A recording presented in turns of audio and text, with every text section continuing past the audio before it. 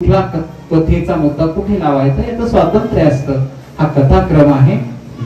लग्नाच्या प्रसंगी रामाचं वय 15 वर्षाचं सांगितलंय आणि सीतामाईचं वय 9 वर्षाचं सांगितलंय.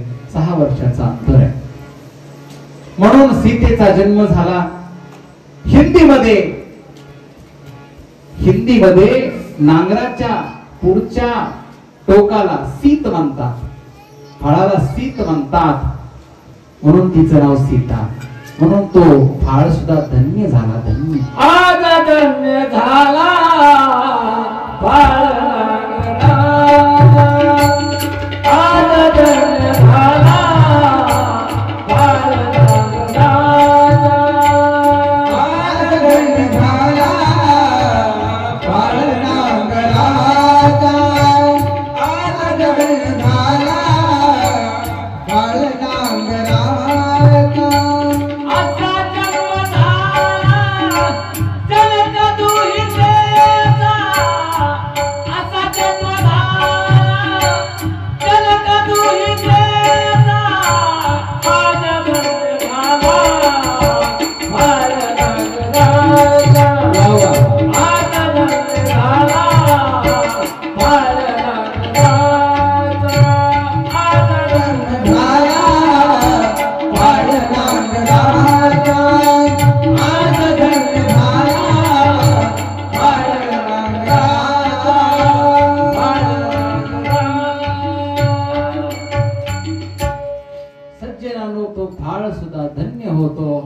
त्याच्या पुढच्या टोकाला हिंदीमध्ये सीत म्हणतात, म्हणून तिचं नाव सीता.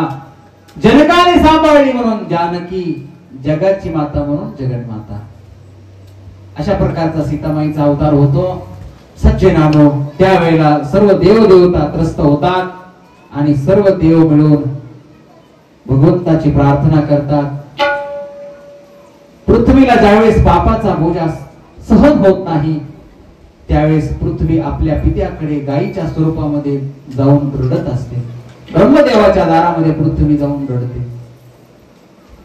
धेनु रूप धरी हृदय बिचारी, धेनु रूप धरी हृदय बिचारी. सज्जनांनो, अशा प्रकारची गायीचं रूप घेऊन पृथ्वी रडते. त्यावेळेस आकाशवाणी होते, आता ऐका, मी अयोध्या नगरीमध्ये थोड्याच दिवसामध्ये अवतार घेणार आहे, अशी आज्ञा. मला काही शाप आणि काही वर दिल्यामुळे मला हा अवतार घेणार आहे, अशी आकाशवाणी ज्यावेळेला होते त्यावेळी सगळे देव सुखी होतात. आणि त्यावेळेला सगळे देव विचार करतात आपण सुद्धा वानरांच्या रूपामध्ये देवाला सहकार्य करावं. त्यावेळेस भगवान शंकर म्हणतात, सगळ्यात मोठं वानर मी होणार, सगळ्यात मोठं वानर मी होणार. म्हणून हनुमंतरायाचा अवतार होतो त्याच्यासाठी. आणि सगळे देव, चंद्र, इंद्र, वरुण, कुबेर, यम ही वानरांची रूप घेतात. वानरांच्या योनीतून जन्म घेतात, ही वानर होतात. आणि आता गोस्वामी तुलसीदासची कथा बदल करतात. अयोध्येकडची कथा, अयोध्या नगरीचा राजा दशरथ. राजा दशरथाला सगळ्या गोष्टीची अनुकूलता असते, पण राजा दशरथाला पुत्र संतती मात्र नसते. अवधपुरी रघुकुल महिरा, अवधपुरी रघुकुल महिरा, अवधपुरी रघुकुल महिरा, अवधपुरी रघुकुल महिरा. विदित तेहि दशरथ नाम, वेद विदित तेहि दशरथ नाम, वेद विदित तेहि दशरथ नाम, वेद विदित तेहि दशरथ नाम.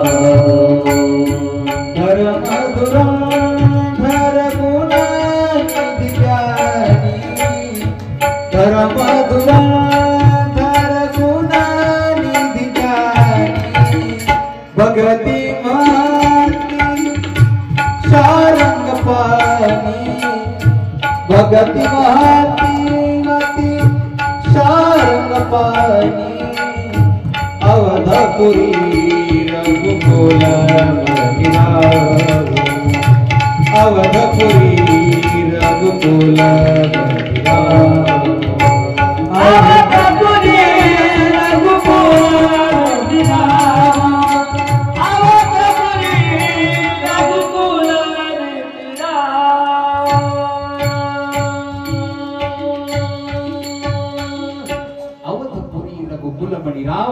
वेद भीतीत तेही दशरथ नाव. अवैद्याचा राजा दशरथ त्याला सगळ्या गोष्टीची अनुकूलता असते, पण राजा दशरथाला पुत्र संतती नसते. सगळ्या गोष्टींनी राजा सुख संपन्न असतो. धर्म धुरंधर गुणनिधी गाणी भगतिमती शारंग पाणी. सज्जनानो, भक्ती आहे, धर्म धुरंधर आहे, गुणी आहे, ज्ञानी आहे, सगळ्या गोष्टींनी राजा संपन्न आहे, पण राजा दशरथाला पुत्र संतती नाही. सज्जनानो, एक दिवस जाऊन वशिष्ठाच्या आश्रमामध्ये जातात राजा दशरथ, आणि वशिष्ठांच्या आश्रमामध्ये गेल्यानंतर आपलं दुःख मांडतात. राजानं दुःख आपलं कोणापुढेही मांडलं नाही, राजानं दुःख आपल्या गुरुदेवाच्या पुढे मांडलं. सज्जनानो, त्यावेळेला गुरुदेवाने आशीर्वाद दिला, राजा एकच काय, तुला 4 पुत्र होतील, त्यासाठी तुला यज्ञ करावा लागेल, आणि त्या यज्ञाच्या आधी 3 स्वापद मारावे लागतील. 3 स्वापद मारण्याच्या उद्देशाने राजा जंगलामध्ये येतो. दिवसभर बघतो, राजाला शिकार मिळत नाही, राजाला शिकार मिळत नाही. वन वन वन वन राजा भटकतो. सज्जनानो, त्यावेळेला रात्र होते. त्याच वेळेला एक घटना घडते. त्याच रस्त्याने आंधळ्या मायबापाची कावड श्रावण बाळ खांद्याला घेऊन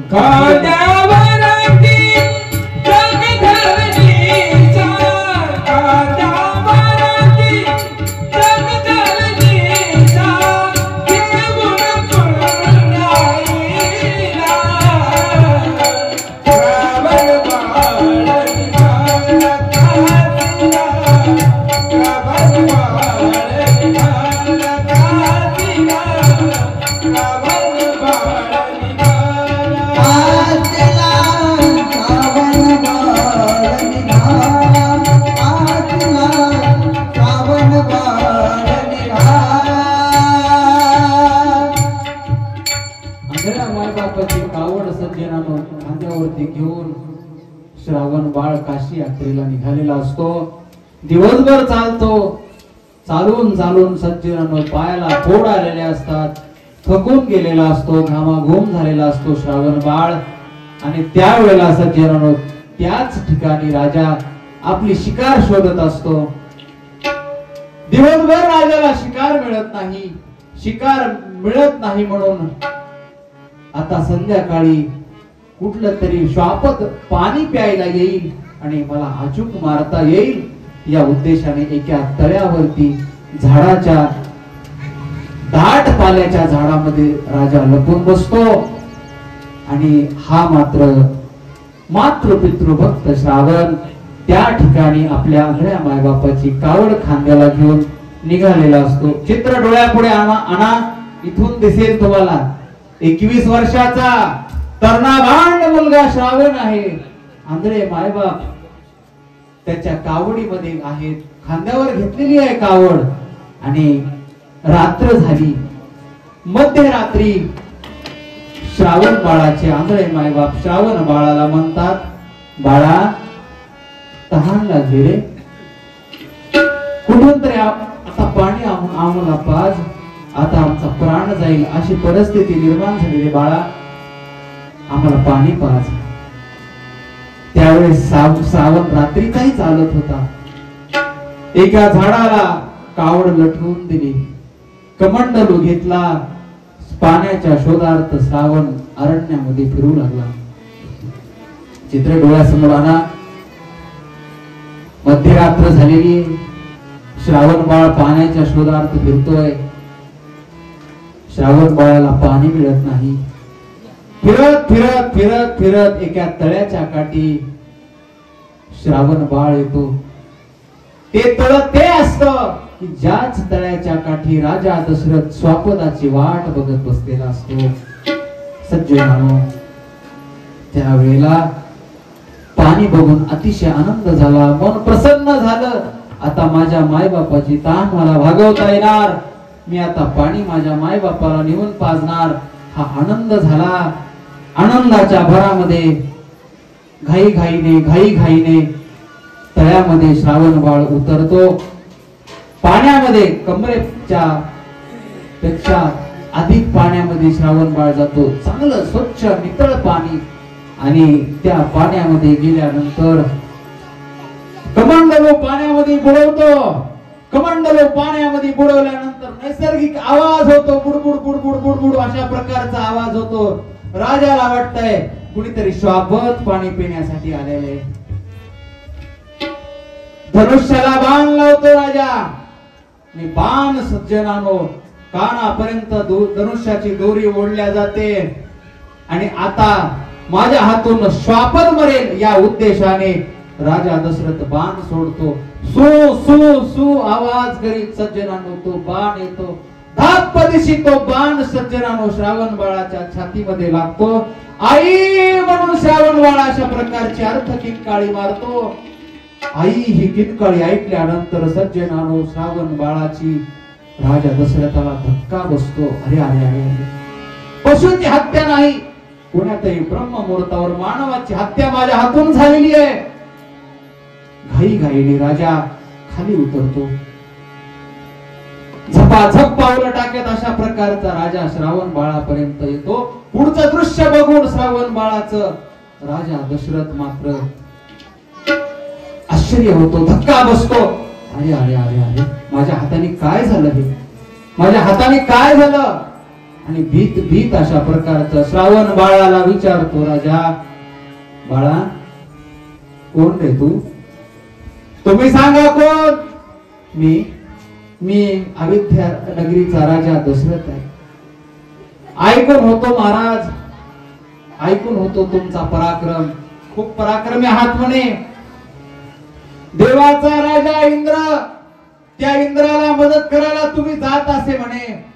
त्यावेळेस देवाचा राजा इंद्र युद्धामध्ये तुमची मदत घेत असे. हा पराक्रमी राजा माझ्या पृथ्वी तलावर आहे याचा अभिमान होता राजा. पण काय पराक्रम गाजवलास, एका आंधळ्या मायबापाचा आधार संपवलास. राजा, माझ्या आंधळ्या मायबापाची काशीला जाण्याची इच्छा होती. ती काशीला जाण्याची इच्छा आता अपूर्ण राहील याबद्दल वाईट वाटत नाही. पण माझ्या मायबापाला दुसरं कोणीच नाही, त्यांचा सांभाळ कोण करणार राजा. राजा, तहानेने व्याकुळ झालेले माझे अंध मायबाप, त्यांना पाणी कोण पाहिजे राजा. पाणी पाणी म्हणून तडफडून मरतील, माझी वाट बघतील. राजा, मला क्षमा कर श्रावणा, मला क्षमा कर. मी क्षमा करतो तुला, पण माझे अंध मायबाप तुला क्षमा करणार नाही. मला एक वचन दे, माझ्या अंध मायबापाला पाणी पाजायचं जर वचन देशील ना तर मी तुला क्षमा करेन. पण माझे अंध मायबाप तुला क्षमा करणार नाही. ठीक आहे, मी तुझ्या अंध मायबापाला पाणी पाजेल. सज्जनानो, त्यावेळेस श्रावण गतप्राण होतो. श्रावणाच्या हातातला अजूनही कमंडलू तसा आहे. अर्धा श्रावण पाण्यात, अर्धा श्रावण जमिनीवर. कमंडलू अजूनही तसा आहे. कमंडलू सोडत असताना डोळे डबडबून आले राजाचे. सज्जनानो, त्यावेळेला कमंडलू पाण्याने भरला. पाण्याने भरलेला कमंडलू सज्जनानो श्रावण बाळाच्या पाऊल खुणावरून तो राजा त्या ठिकाणी येतो.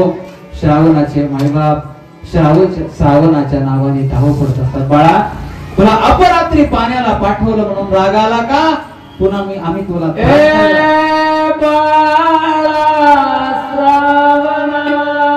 अपरात्री तुला पाण्याला पाठवलं म्हणून राग आला का. आमची एकच इच्छा आहे की तू आमच्या समोर असावास. आमचा प्राण जातो त्या टायमाला आम्हाला समोर असावा. असे अंध मायबाप त्या ठिकाणी काहो फोडून रडतात. त्या ठिकाणी राजा भीत भीत म्हणतो, घ्या पाणी. पाणी घ्या म्हणणारा बदललेला आवाज ओळखला. कोण आहे? बदललेला आवाज. अंत मायबाप पाणी घेत नाही. अरे बोलत का नाही? आमचा श्रावण कुठे आहे? माझ्या हातून तुमचा श्रावण मारला गेला. मी अयोध्या नगरीचा राजा दशरथ आहे. मला क्षमा करा. माझ्याकडून हा खूप मोठा गुन्हा घडलेला आहे.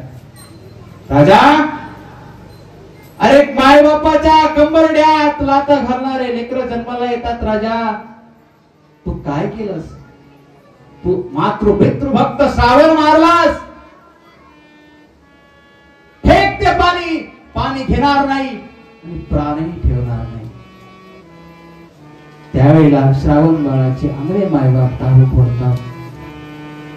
शरणाला तो धावून आला काळ,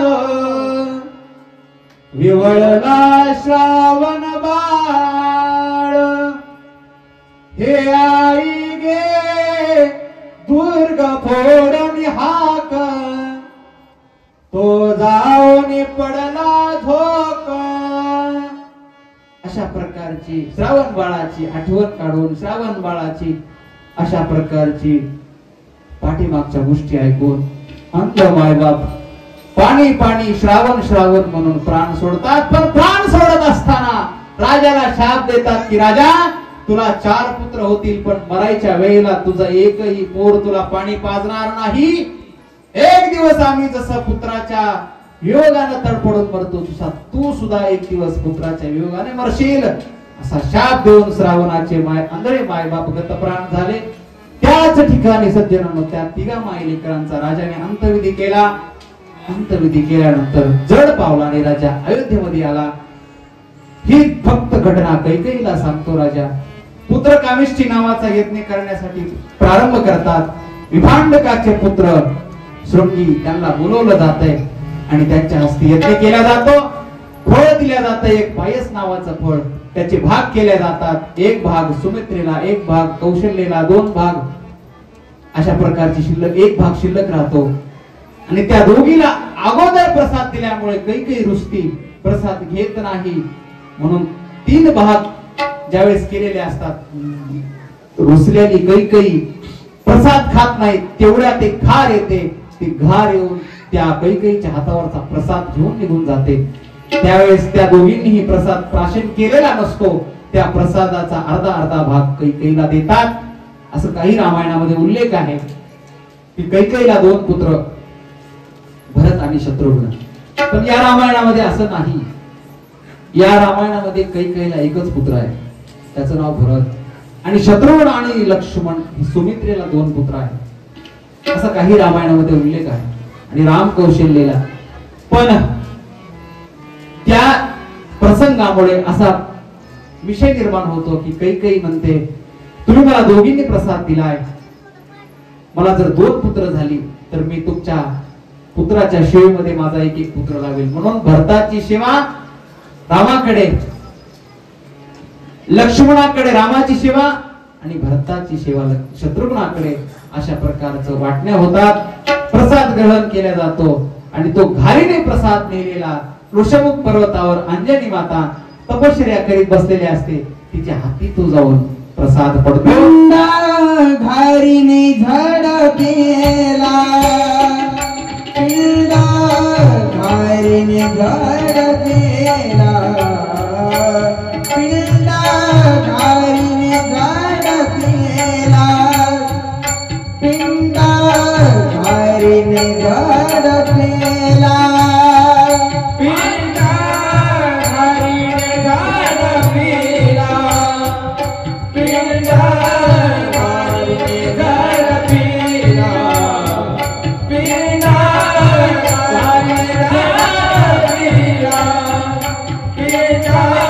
घारीने झडकेला, घारीने झडकेला, अंगणीने तो ते मिला.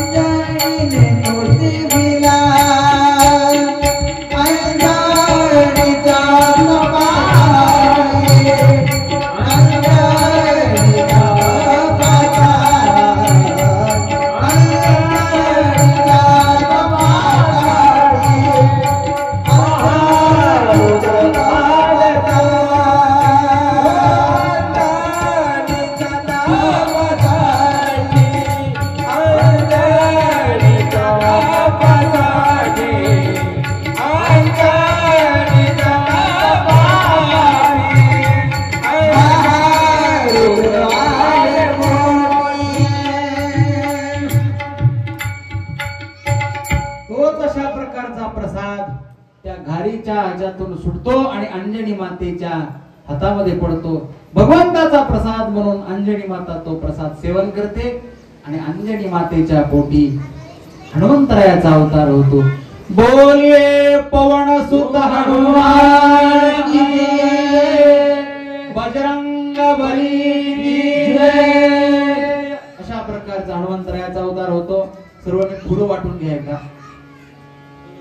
फुलं फुलं वाटा. फुलं आपल्याला रामाचा जन्म झाल्यानंतर फुलं टाकायला यावेत.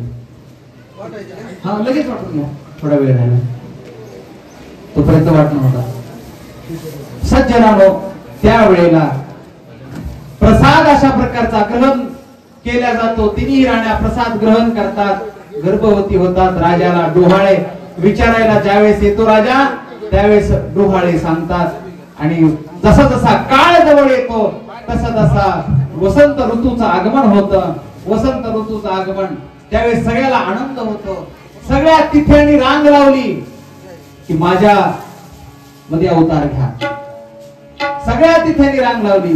प्रतिपदा, द्वितीया, तृतीया, चतुर्थी, पंचमी, षष्ठी, सप्तमी, अष्टमी, दशमी सगळ्यांनी रांग लावली. पण एकच तिथी अशी होती ती रांगेत नव्हती, शांत होती. ती म्हणजे नवमी तिथी. त्या नवमी तिथीला बघितलं आणि प्रभू विचार करतात. सगळे मला मला करतात, मी त्यांच्याकडे जाणार नाही. पण जो माझा अनन्य भक्त आहे, तो मला काही मागत नाही, मी त्याच तिथीमध्ये अवतार घेणार. ती म्हणजे नवमी तिथी. सज्जनानो प्रसन्न अशा प्रकारचं वातावरण होत आहे. प्रसन्न वातावरण होत आहे. सज्जनानो पुढे पुढे दिवस येतात. दिवस पुढे पुढे येतात. वसंत ऋतूचं आगमन. चंद्र, सूर्य, तारे सर्व रामाच्या जन्माची अशा प्रकारची वाट बघतात की कधी रामाचा भगवंताचा जन्म होतो आणि आम्ही कधी अशा प्रकारचं नाचतो. त्या प्रसंगामध्ये सर्व आनंदाने अशा प्रकारचं गायन करतात. आपणही त्या आनंदामध्ये सहभागी व्हायचंय आणि थोडं भजन करायचंय. जय जय राम राम राम सीताराम राम राम. जय जय राम जय जय राम राम राम सीताराम राम राम. जय जय राम राम राम सर्वांनी टाळ्या वाजवायच्या. राम राम. जय जय राम राम राम सीताराम राम राम.